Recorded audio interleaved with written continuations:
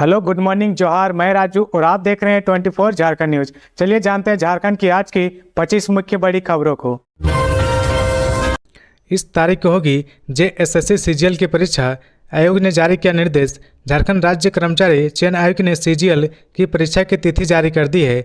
आयोग की ओर से जारी सूचना के अनुसार 21 और 22 सितंबर को जेएसएससी सीजीएल की परीक्षा होगी। आपको बता दें कि अभी कुछ ही दिन पहले जेएसएससी ने एक परीक्षा कैलेंडर भी जारी कर बताया था कि जेएसएससी सीजीएल की परीक्षा सितंबर महीने के आखिरी सप्ताह में होगी। इस कैलेंडर के अनुसार परीक्षा की तिथि निकाली गई है। बता दें कि 2016 के बाद से ही जेएसएससी सीजीएल की परीक्षा का सिर्फ फॉर्म भरा जाता रहा, लेकिन अब तक परीक्षा संपन्न नहीं हो पाई। बहरहाल इस सूचना के बाद छात्रों में संतोष व्याप्त है।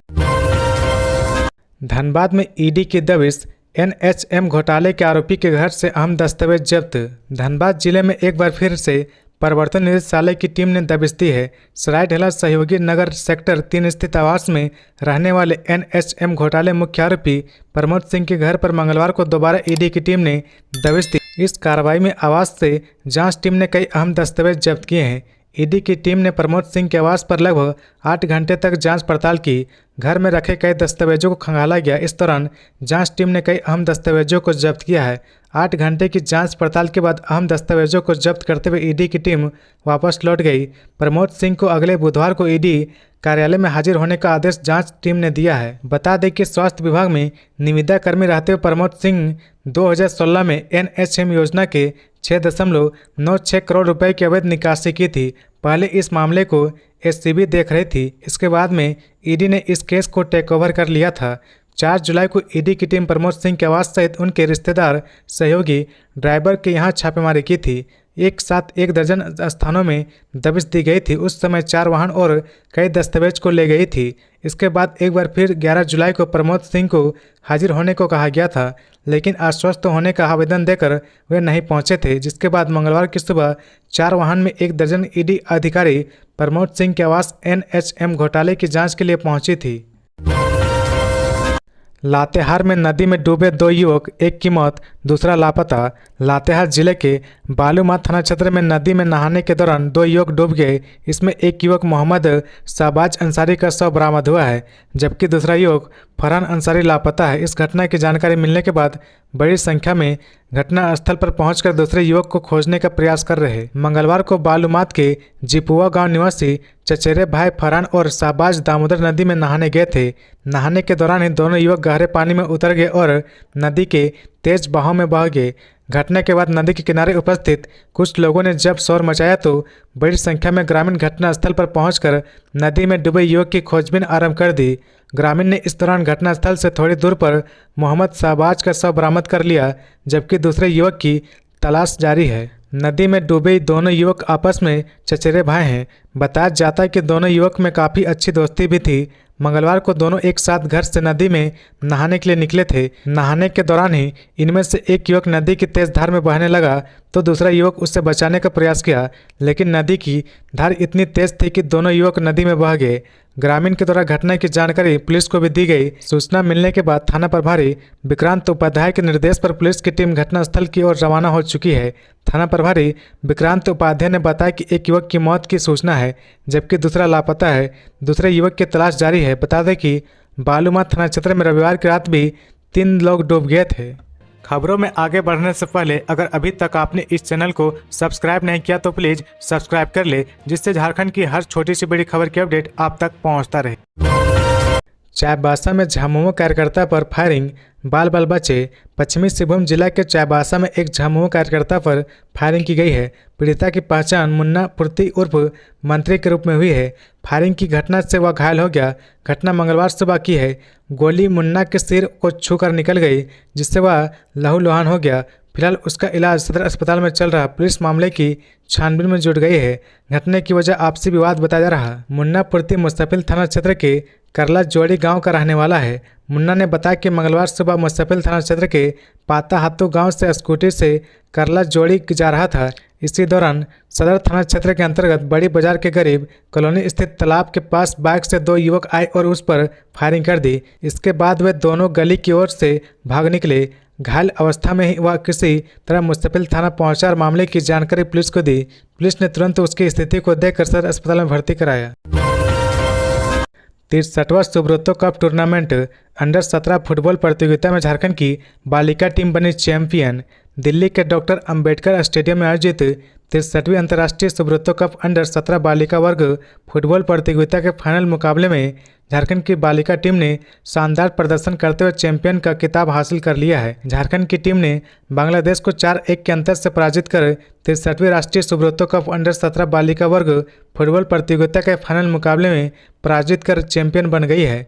झारखंड की ओर से फाइनल मुकाबले में संजना राव ने 2 गोल, उर्वशी कुमारी और बबीता कुमारी ने 1-1 गोल किया है, जबकि इस मुकाबले में बांग्लादेश ने केवल 1 गोल किया। टूर्नामेंट की बेस्ट प्लेयर का पुरस्कार झारखंड की ललिता बोनपाई को दिया गया है। झारखंड की बेटियों के शानदार प्रदर्शन और टीम की जीत पर राज्य के मुख्यमंत्री हेमंत सोरेन ने पूरे टीम को बधाई दी है। सुब्रतो कप 2024 अंडर 17 बालिका वर्ग प्रतियोगिता में शुरू से ही झारखंड की बेटियों का शानदार प्रदर्शन देखने को मिला। टीम ने पिछले मैचों में दिल्ली को 7-0, गुजरात को 3-0, अरुणाचल प्रदेश को 13-0, त्रिपुरा को 2-0 और हरियाणा को 4-2 से हराकर अपनी मजबूत छाप छोड़ दी थी। रक्षाबंधन पर मुख्यमंत्री हेमंत सोरेन बहनों को देंगे तोहफा। मैया सम्मान योजना की राशि भेजी जाएगी अकाउंट में। मुख्यमंत्री मैया सम्मान योजना के लाभुक महिलाओं के लिए अच्छी खबर है। दरअसल मुख्यमंत्री हेमंत सोरेन झारखंड की महिलाओं को रक्षाबंधन पर तोहफा देने वाले हैं। मुख्यमंत्री हेमंत सोरेन चाहते हैं कि रक्षाबंधन के दिन ही झारखंड मुख्यमंत्री मैया सम्मान योजना के तहत उपहार स्वरूप महिलाओं को अकाउंट में 1000 रुपये भेजा जाए। 19 अगस्त को मुख्यमंत्री सांकेतिक रूप से 151 महिलाओं को अकाउंट में डीबीटी के माध्यम से 1000 रुपये भेजेंगे। इसके साथ ही झारखंड में इस योजना की विधिवत शुरुआत हो जाएगी। जिन महिलाओं द्वारा भरे गए अकाउंट में कोई गलती नहीं पाई जाएगी, उनके खाते में 1000 रुपये जाने शुरू हो जाएंगे और हर महीने की 15 तारीख को राशि खाते में चली जाएगी। झारखंड मुख्यमंत्री मैया सम्मान योजना हेमंत सोरेन की महत्वाकांक्षी योजना है। इस योजना के तहत 21 वर्ष से 49 वर्ष के बीच के करीब 48 लाख महिलाओं को इसका लाभ मिलेगा। शुरुआती दिक्कत के बाद इस योजना में पंजीयन ने रफ्तार पकड़ ली है।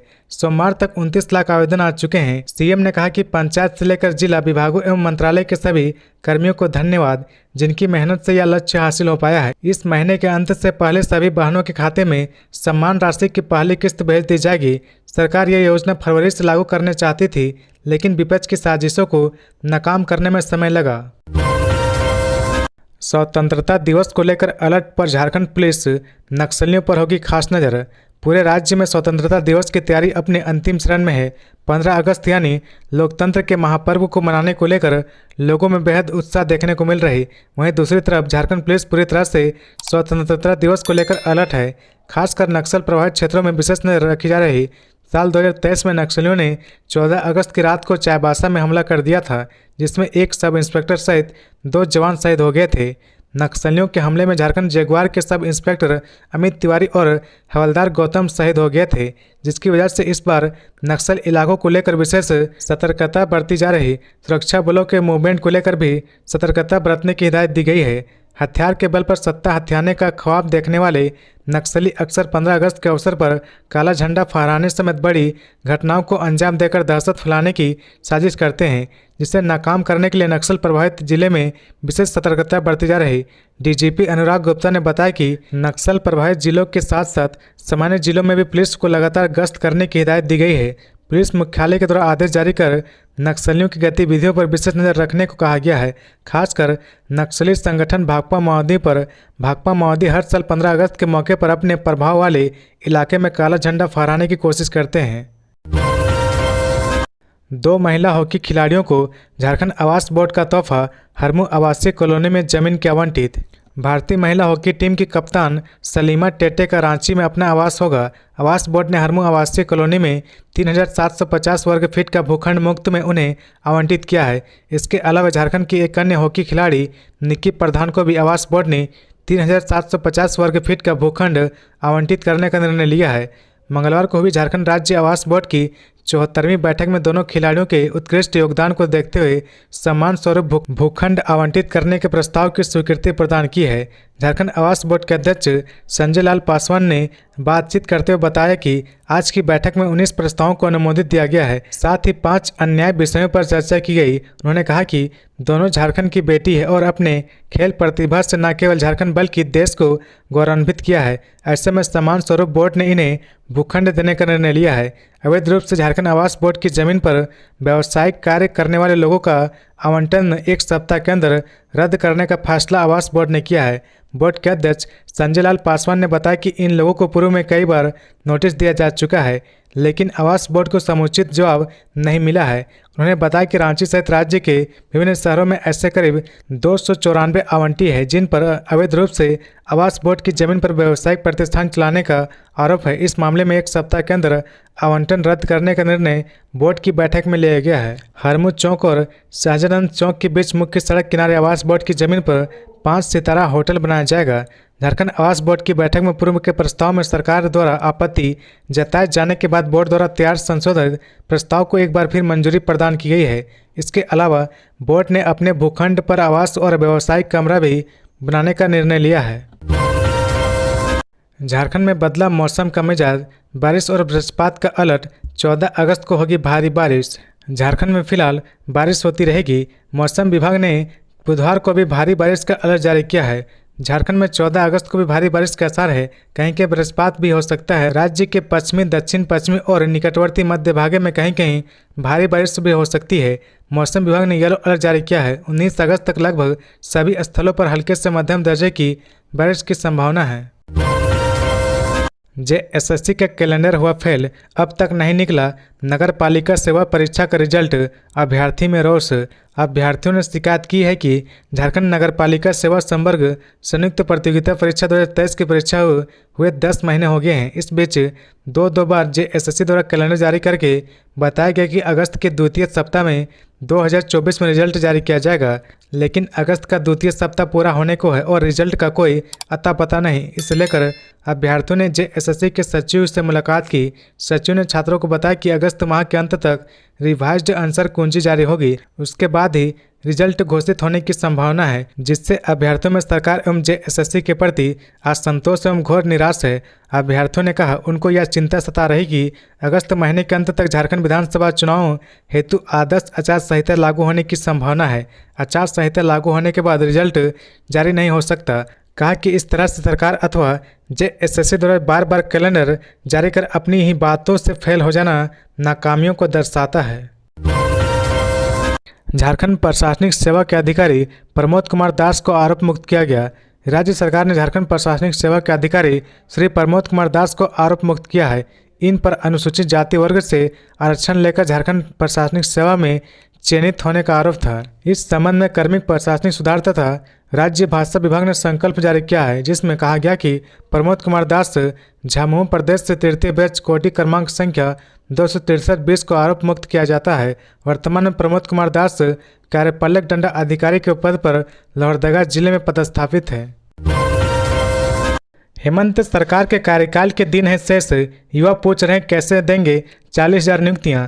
रोजगार के मुद्दे पर हेमंत सरकार हमेशा सवालों के घेरे में रही है। विपक्ष के साथ साथ प्रतियोगी परीक्षा की तैयारी करने वाले युवा इस मुद्दे पर सरकार को आए दिन कोसते रहे हैं। ऐसे में वर्तमान सरकार के समझ सबसे बड़ी चुनौती शेष बचे कार्यकाल में अधिक से अधिक झारखंड के युवाओं को सरकारी गैर सरकारी नौकरी देने का है, मगर यह संभव कैसे होगा। लाखों कोशिशों के बावजूद जेपीएससी और जेएसएससी परीक्षा समय पर लेने में सफल नहीं हो पा रहा। मुख्यमंत्री हेमंत सोरेन ने पिछले दिनों प्रोजेक्ट भवन में दोनों आयोग के कामकाज की समीक्षा करते हुए नियुक्ति परीक्षा आयोजित करने में तेजी लाने का निर्देश दिया था। इसके बावजूद किसी न किसी वजह से आज भी 1 दर्जन से अधिक नियुक्तियां परीक्षा का परिणाम अंतिम रूप से नहीं ले पाया। हालांकि मंत्री हफीजुल हसन का मानना है कि सरकार बड़े पैमाने पर आने वाले समय में नियुक्तियां करने जा रही। अब तक हुए विलंब के पीछे सरकार को अस्थिर करने की कोशिश है, जिस वजह से बाधित होता रहा। उन्होंने इसके लिए केंद्र को दोषी मानते हुए युवाओं को सोशल मीडिया पर चलते दुष्प्रचार से बचने की सलाह दी है।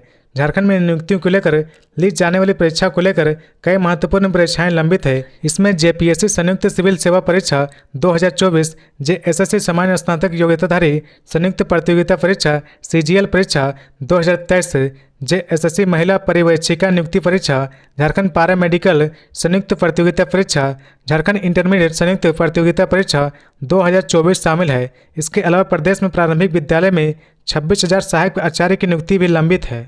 प्रतियोगी परीक्षा की तैयारी कर रहे युवा हेमंत सरकार से खासे नाराज दिख रहे।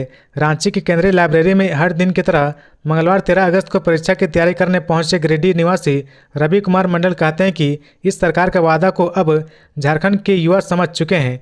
2019 के बाद से हर साल नियुक्ति वर्ष की घोषणा कर सरकार युवाओं को दिग्भ्रमित करती रही और अब 1.5 महीने में 40,000 नियुक्ति हो जाएगी, जबकि हकीकत यह है कि अब तक सीजीएल जैसी परीक्षा के लिए एजेंसी तक तय नहीं हुआ है। इसी तरह छात्र रियाज पीएलएफआई उग्रवादी संगठन का नया वारदात, 3 नक्सली गिरफ्तार। पीएलएफआई उग्रवादी भी अब बाइक चोरी गिरोह चला रहा। पहले महंगी बाइक को चोरी करते हैं, फिर उसे कम कीमत में बेच देते हैं। इसके साथ साथ चोरी की बाइक से उग्रवादी घटनाओं को भी अंजाम दे रहे। इसका खुलासा रांची पुलिस ने किया है। रांची पुलिस ने बाइक चोरी मामले में सफलता हासिल की है। चान्हो थाना क्षेत्र से पुलिस ने पीएलएफआई उग्रवादी सुनील कुमार साहू और उसके सहयोगी अंकित विश्वकर्मा को गिरफ्तार किया है। इसकी गिरफ्तारी के साथ ही बाइक चोरी गिरोह का भांडाफोड़ हुआ। वहीं गिरफ्तार आरोपियों के ठिकानों पर से चोरी के 6 बाइक बरामद किए गए हैं। पुलिस के मुताबिक पीएलएफआई उग्रवादी सुनील कुमार साहू के खिलाफ पहले से 8 मामले दर्ज है, जो कृष्ण यादव के लिए काम करता था। इसके खिलाफ कुडू थाना क्षेत्र में पीएलएफआई से जुड़े 2 मामले दर्ज है। साथ ही चोरी, छिनते और लूट की आपराधिक वारदातों को भी यह अंजाम देता रहा। इसके साथ अंकित विश्वकर्मा को भी गिरफ्तार किया गया है, जिसके खिलाफ खलारी, मैखलुस्कीगंज और चान्हो थाना में केस दर्ज है। वहीं दूसरी ओर रांची के नगरी दिन से गुमला जिला के फरार पीएलएफआई नक्सली अर्जुन सिंह उर्फ नेपाल सिंह को गिरफ्तार किया गया है। इसके खिलाफ गुमला जिले में 9 मामले दर्ज है और इन सभी मामलों में नक्सली अर्जुन सिंह फरार चल रहा था। इस आरोपी को रांची पुलिस ने गुमला पुलिस को सौंप दिया है। युवा आश्रय ने स्वास्थ्य, शिक्षा और परिवार कल्याण विभाग के प्रधान सचिव को सौंपा ज्ञापन। युवा आश्रय के प्रतिनिधिमंडल ने रांची जिला सह प्रभारी राहुल तिवारी के नेतृत्व में स्वास्थ्य सेवाओं की बदहाल स्थिति और निजी अस्पतालों की मनमानी पर रोक लगाने की मांग की है। इसे लेकर स्वास्थ्य, चिकित्सा, शिक्षा और परिवार कल्याण विभाग के प्रधान सचिव अजय कुमार सिंह से मुलाकात कर उन्हें ज्ञापन सौंपा। युवा आश्रय ने राज्य के सरकारी अस्पतालों में चिकित्सक व्यवस्था में सुधार लाने, निजी अस्पतालों की मनमानी पर कठोर नीति बनाने और राज्य के सभी निजी अस्पताल, क्लिनिकों एवं नर्सिंग होम्स के तमाम सुरक्षा मानकों की गहन जांच कराने की मांग की है। सरकारी अस्पतालों की व्यवस्था को सुदृढ़ कर निम्न और मध्यम वर्गीय के नागरिकों को सुलभ एवं महत्वपूर्ण चिकित्सक सुविधा सुनिश्चित करने की आवश्यकता पर बल दिया गया है। मंत्री दीपिका पांडे सिंह से मिला शिक्षकों का प्रतिनिधिमंडल की ये मांग। मंत्री दीपिका पांडे सिंह से मंगलवार को शिक्षकों के एक प्रतिनिधिमंडल ने मुलाकात की। सिंह ने इस बाबत बताया कि राज्य में 20 वर्षों से कार्यरत टेट सफल सहायक अध्यापक, सर्जित इंटरमीडिएट सहायक आचार्य एवं स्नातक प्रशिक्षित सहायक आचार्य के प्रतिनिधिमंडल ने उनके आवास पर आकर भेंट की। प्रतिनिधिमंडल ने अपनी मांगों से उनको अवगत कराया। शिक्षकों की मांग है कि उन्हें भी वर्तमान नियुक्ति में जोड़ा जाए। इस पर दीपिका पांडे सिंह ने उनको अग्रतर कार्रवाई करने का आश्वासन दिया। राजद अनुसूचित जाति मोर्चा के जिला अध्यक्ष सहित 200 से अधिक लोग झामुमो में शामिल। राष्ट्रीय जनता दल अनुसूचित जाति मोर्चा जिला अध्यक्ष नगेंद्र राम ने अपने समर्थकों के साथ झामुमो का दामन थाम लिया। साथ ही ग्राम मोहलिया एवं गढ़वा नगर परिषद क्षेत्र के वार्ड नंबर 13 एवं 14 के 200 से अधिक लोग झामुमो में शामिल हो गए। मंगलवार को गढ़वा विधायक, झारखंड सरकार के पेयजल एवं स्वच्छता मंत्री मिथिलेश कुमार ठाकुर के आवास पर सभी ने झामुमो की सदस्यता ग्रहण की। मंत्री मिथिलेश कुमार ठाकुर ने सभी को माला व पार्टी का पट्टा पहनाकर तथा मिठाई खिलाकर पार्टी में शामिल किया। मंत्री मिथिलेश ठाकुर ने कहा कि जन जन के विश्वास से झामुमो परिवार हर दिन बढ़ रहा है। उन्होंने कहा कि पार्टी में शामिल होने वाले सभी का अभिनंदन एवं स्वागत है। मैं आपके विश्वास पर पूरी तरह से खरा उतरने का प्रयास करूंगा। उन्होंने कहा कि आज गढ़वा में हो रहे विकास कार्यों एवं राज्य में चलाई जा रही मुख्यमंत्री हेमंत सोरेन की जन कल्याणकारी योजनाओं से प्रभावित होकर गढ़वा की हर एक गाँव के काफ़ी संख्या में लोग झामुमो में जुड़ रहे, इसके लिए वे जनता का शुक्रगुजार है। मंत्री ने कहा कि गढ़वा के विकास कार्यों से एक और जहां जनता का रुझान झामुमो की ओर बढ़ रहा, वहीं दूसरी ओर विरोधियों की बेचैनी बढ़ गई है। जनता का कभी खोज खबर नहीं लेने वाले लोग अब चुनाव के समय जनता के बीच अपनी झूठ फरेब की सौगात के साथ भटकते नजर आ रहे हैं। सुदेश महतो ने कहा, राज्य के भविष्य को संवारने का नेतृत्व करेगा युवा आजसू। युवा आजसू के सभी पदाधिकारी आने वाले दिनों में न सिर्फ खुद को संवारेंगे बल्कि राज्य के भविष्य को संवारने का नेतृत्व भी करेंगे। युवा आजसू के सभी साथी जनता के हक के लिए पूरी प्रतिबद्धता के साथ काम करें और निर्भीक होकर सत्ता परिवर्तन के लिए संघर्ष के लिए तैयार रहे। ये बात पार्टी अध्यक्ष सुदेश कुमार महतो ने हरमो स्थित केंद्रीय कार्यालय में आयोजित युवा आजसू रांची जिला ग्रामीण प्रतिनिधि सम्मेलन में कही। इस सम्मेलन में रांची के विभिन्न प्रखंडों और पंचायतों की युवा प्रतिनिधि ने हिस्सा लिया और अपने पद की शपथ ग्रहण की। उन्होंने कहा कि राज्य सरकार के पास युवाओं के विकास को लेकर कोई मापदंड नहीं है। अनुबंध कर्मियों के से समान काम, समान वेतन, समान अवसर का वादा हो या युवाओं को 5 लाख नौकरियां देने की घोषणा, सभी मुद्दों पर सरकार अपनी जुबान से पलट गई है। इन्होंने सभी को छला और अपने किए वादे को पूरा न कर मुख्यमंत्री पद की गरिमा को धूमिल किया है। युवाओं का हक केवल वोट करना नहीं बल्कि जवाबदेह नेता तैयार करने का दायित्व भी उन पर है। युवा आजसू के सभी पदाधिकारी गांव की चौपाल में बैठकर जनता को सरकार की वादा खिलाफी से अवगत कराए। नौजवानों के सपनों को पूरा करने के लिए राज्य में एक बेहतर वातावरण तैयार करना हमारा संकल्प है। यह समय राज्य में नए परिणाम और नए विश्वास को स्थापित करने का है। एनसीसी कैडेट्स की राष्ट्र निर्माण में अहम भूमिका। लाल किले में स्वतंत्रता दिवस पूर्व उत्साह कार्यक्रम में बोले केंद्रीय रक्षा राज्य मंत्री संजय सेठ। केंद्रीय रक्षा राज्य मंत्री संजय सेठ मंगलवार को नई दिल्ली के लाल किला परिसर में एनसीसी एवं एनएसएस वॉलंटियर द्वारा 78वें स्वतंत्रता दिवस के पूर्व आयोजित उत्सव कार्यक्रम में शामिल हुए। केंद्रीय रक्षा राज्य मंत्री संजय सेठ ने कहा कि स्वतंत्रता दिवस देश की आज़ादी के लिए अपने जीवन का बलिदान देने वाले वीर सपूतों को याद करने एवं उन्हें श्रद्धांजलि देने का भी अवसर प्रदान करता है। हमें अपने वीर सैनिकों पर गर्व है। देश हमारे वीर सैनिकों के बलिदान और त्याग को कभी नहीं भूल सकता। केंद्रीय रक्षा राज्य मंत्री संजय सेठ ने कहा कि एनसीसी एवं एनएसएस के कार्यों को भुलाया नहीं जा सकता। एनसीसी के कैडेट हर विपरीत परिस्थितियों के साथ खड़े रहते हैं। चाहे कोरोना के समय जरूरतमंद लोगों की सेवा की बात हो, देश में आपदा की हो या राष्ट्रीय स्वच्छता अभियान हो, एनसीसी के कैडेट सामाजिक, धार्मिक सभी तरह के कार्य में महत्वपूर्ण योगदान देते हैं। इस कार्यक्रम में एनसीसी एवं एनएसएस के 2000 वॉलंटियर्स ने भाग लिया। ग्रेड पे बढ़ाने की मांग को लेकर धरने पर बैठे लिपिक बोले, मांगों पर विचार नहीं हुआ तो अनिश्चितकालीन हड़ताल पर जाएंगे। झारखंड विधानसभा चुनाव से पहले लिपिकों ने सरकार के प्रति नाराजगी देखने को मिल रहा। लिपिकों में सरकार के प्रति नाराजगी देखने को मिल रही। लिपिकों का कहना है कि सरकार उनकी मांगों पर विचार करे ताकि चुनाव के बाद उनकी मांगें पूरी हो सके। इसी के मद्देनजर देवघर जिले के सभी विद्यालय एवं अन्य विभागों में कार्यरत लिपिकों ने अनिश्चितकालीन हड़ताल पर जाने का निर्णय लिया है। इस दौरान लिपिक अपने ग्रेड पे को बढ़ाने की मांग को सरकार के सामने रखेंगे। हड़ताल से पहले धरने पर बैठे लिपिकों ने कहा कि उनकी मांग है कि सभी विभागों के लिपिक का एक सामान्य प्रमोशन हो, वहीं सभी का ग्रेड पे में बढ़ोतरी हो। लिपिकों का कहना है कि शिक्षा विभाग, स्वास्थ्य विभाग और प्रशासनिक कार्यालयों में काम कर रहे लिपिक का प्रमोशन नहीं होता है। धरने पर बैठे लिपिक संघ के वरिष्ठ सदस्य शोभल सिंह बताते हैं कि देवघर जिले में कार्यरत सभी क्लर्क जिस पद पर ज्वाइन करते हैं उसी पद पर रिटायर होकर जाते हैं, जबकि समारालय में कार्यरत क्लर्क या लिपिक को प्रत्येक 3 या 4 वर्ष में प्रमोशन मिलता है, जिससे उनके सैलरी सहित अन्य राशि में कोई बढ़ोतरी नहीं हो पाती है। धरने पर बैठे लिपिकों ने कहा कि वर्तमान समय में लिपिक को मात्र 1900 का ग्रेड पे मिल रहा, जो काफ़ी कम है। यदि उनके धरने प्रदर्शन के बाद लिपिक के 2400 का ग्रेड पे पर विचार नहीं किया जाता है तो आने वाले समय में देवघर जिले के सभी लिपिक अनिश्चितकालीन हड़ताल पर जाएंगे, जिसका जिम्मेदार राज्य सरकार होगी। निशिकांत दुबे ने कहा, बॉर्डर एरिया से हिंदुओं को मारकर भगाया जा रहा, ग्रेटर बांग्लादेश बनाने के लिए घुसपैठियां फैला रहे दहशत। संथाल परगना में एसपीटी एक्ट का खुलेआम उल्लंघन हो रहा और इसका फायदा बांग्लादेशी घुसपैठियां उठा रहे हैं। इस विधानसभा चुनाव में अगर झारखंड में भारतीय जनता पार्टी की सरकार बनी तो आदिवासियों की जमीन पर किए गए अवैध कब्जे को हटाने का काम किया जाएगा। ये तमाम बातें गोड्डा से भाजपा सांसद निशिकांत दुबे ने कही। मंगलवार को गोड्डा सांसद निशिकांत दुबे पाकुड़ पहुंचे, जहां पार्टी कार्यकर्ताओं ने उनका गर्मजोशी के साथ स्वागत किया। सांसद निशिकांत दुबे अमरापाड़ा प्रखंड के पाडेर कोला महेशपुर प्रखंड के गायबाथन गांव पहुंचे।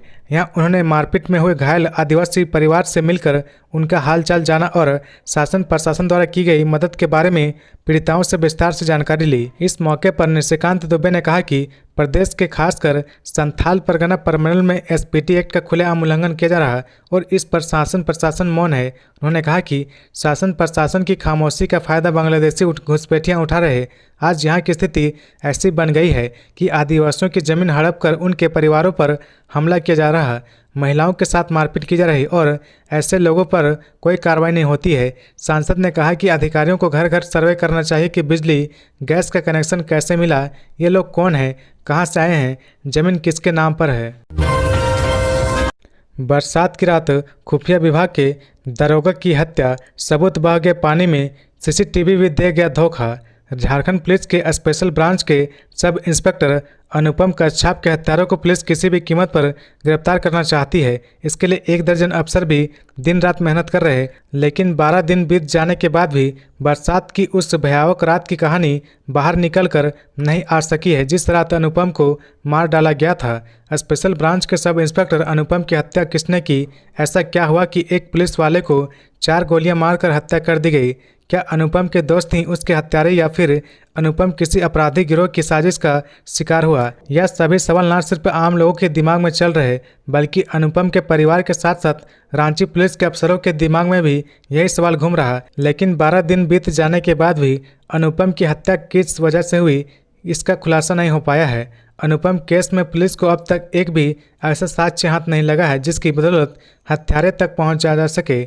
जाहिर सी बात है कि एक पुलिस वाले की हत्या हुई है तो पुलिस से किसी भी कीमत पर अपराधियों को सलाखों के पीछे पहुंचाना चाहती है, लेकिन चाहने और प्रयास करने के बावजूद 12 दिनों के बाद भी नतीजा कुछ नहीं निकला। समय बीतता जा रहा और लोगों की बेचैनी भी मामले को लेकर बढ़ती जा रही। अनुपम कच्छप हत्याकांड की गुत्थी को सुलझाने के लिए रांची पुलिस के द्वारा 1 दर्जन पुलिस अफसरों की टीम को लगाई गई है। पिछले 12 दिनों में 50 से अधिक लोगों को हिरासत में लेकर पुलिस पूछताछ कर चुकी है, जिनमें 14 से अधिक वैसे लोग थे जो अनुपम के साथ 2 अगस्त की रात को पार्टी में शामिल थे। गौरतलब है कि पार्टी से लौटने के समय अनुपम की हत्या कर दी गई थी। अधिकारियों ने मंत्री मिथिलेश ठाकुर को भेंट किया तिरंगा। हर घर तिरंगा अभियान के तहत डाक विभाग के अधिकारियों ने गढ़वा विधानसभा मंत्री मिथिलेश कुमार ठाकुर के गढ़वा स्थित आवास पर पहुंचकर तिरंगा भेंट किया गया। मंगलवार को डाक विभाग मेदिनीनगर के अधिकारी मंत्री ठाकुर के आवास पर पहुंचे। मंत्री ने अधिकारियों से सम्मानपूर्वक तिरंगा ग्रहण किया एवं अधिकारियों को धन्यवाद दिया। मंत्री मिथिलेश कुमार ठाकुर ने कहा कि तिरंगा हमारे देश की आन बान और शान है। मंत्री ने कहा कि तिरंगे की शान को बनाए रखना हम सभी का परम कर्तव्य है।